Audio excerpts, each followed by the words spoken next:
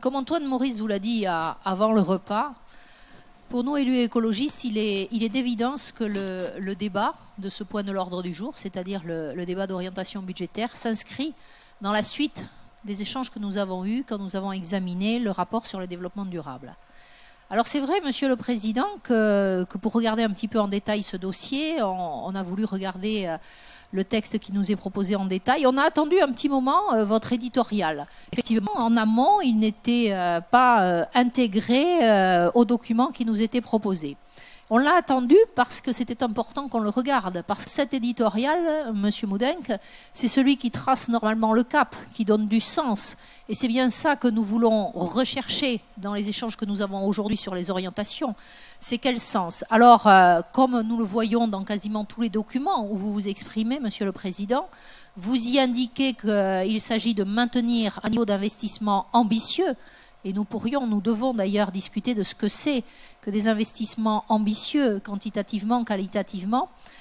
Vous y parlez en particulier, vous mettez en exergue ce que vous appelez les grands projets, c'est-à-dire la dernière ligne du programme pluriannuel d'investissement, celle qui à l'origine faisait 300 millions d'euros. Et puis vous concluez effectivement en disant, et je vous cite, « Investir pour demain, c'est une absolue nécessité pour la métropole la plus dynamique de France. Et nous devons le faire en préservant la qualité de vie au quotidien de nos habitants. » Nous, on aurait plutôt indiqué pour préserver non pas seulement la qualité de vie, mais la qualité de notre environnement pour nous aujourd'hui et pour nos enfants demain. Alors c'est vrai que ce document, à l'habitude, c'est un document avec une vingtaine de pages sur les éléments de macroéconomie qui ont déjà été un petit peu débattus sur la loi de finances 2018. Vous y mettez en exergue les incertitudes, c'est vrai, les incertitudes sont là.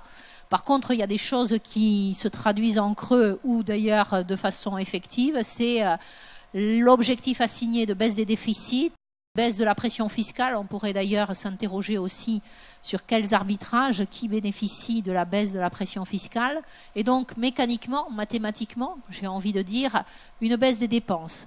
Alors c'est vrai qu'on y acte aussi qu'il n'y aurait pas de baisse des dotations, mais une baisse de l'augmentation des dépenses des collectivités. Effectivement, c'est une façon de formuler les choses un petit peu différente. On y parle d'un pacte, d'un accord, d'un contrat de confiance.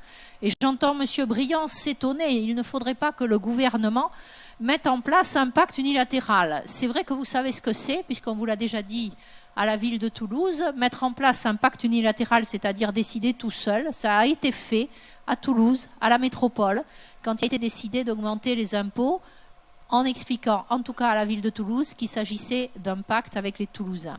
Alors c'est vrai qu'il y a également d'autres éléments qu'il faut mentionner dans ce, entre guillemets, pacte, parce que maintenant nous n'utiliserons ce mot qu'avec des guillemets, cette limitation des évolutions des dépenses qui seraient contractualisées, la mise en place d'un ratio d'endettement en plus de l'équilibre des budgets, tout ça cumulé fait en fait une mise, le mot est peut-être inventif, mais j'ai envie de l'employer, une mise sous tutelle. C'est lier complètement les mains de nos collectivités en matière budgétaire.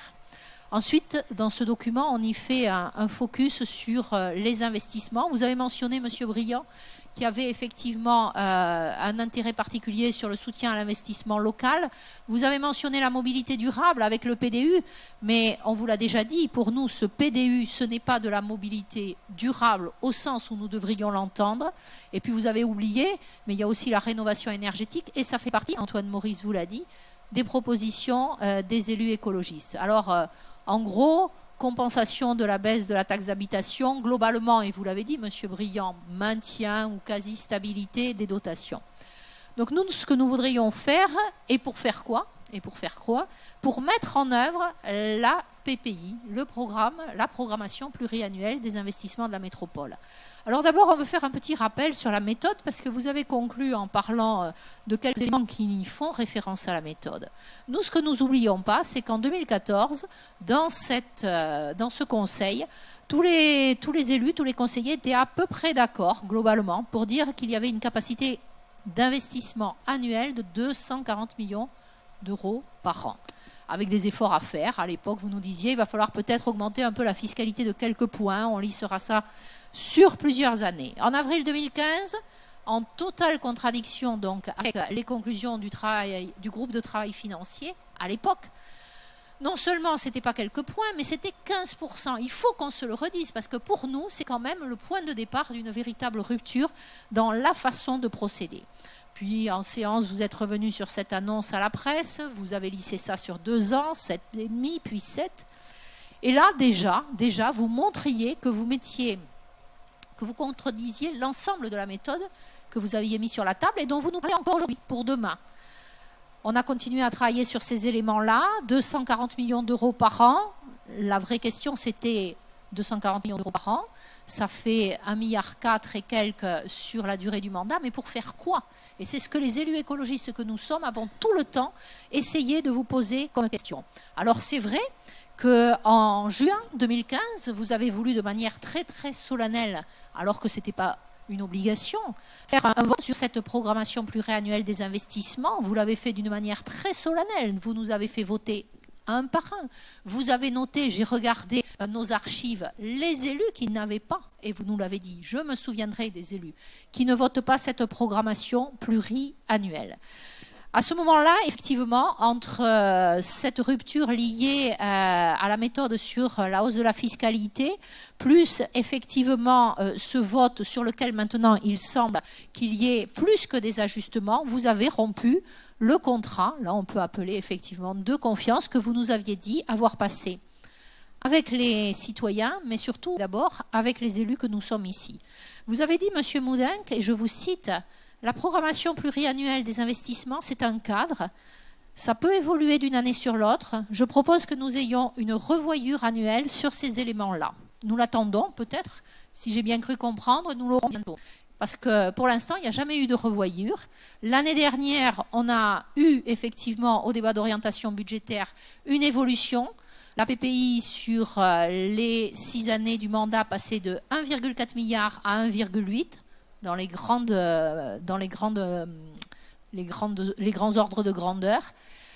Et c'est vrai que nous, autant on aurait pu débattre avec vous de l'utilité d'augmenter ou pas cette programmation pluriannuelle, autant on aurait pu trouver des points d'accord, on aurait pu débattre, faut-il déprogrammer certains investissements, les modifier, faut-il en programmer d'autres pour l'avenir des métropolitains. Le problème, c'est que nous ne sommes pas dans cette approche-là, nous n'y sommes absolument pas.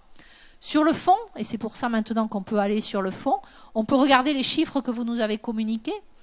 À 3 ans de mandat, nous sommes donc à la moitié de ce plan d'investissement. On est un petit peu en dessous des 1,4 milliard. On est à la moitié des 1,4 milliard. On est à 720. Mais pourtant, vous affichez toujours une trajectoire à 240 par an.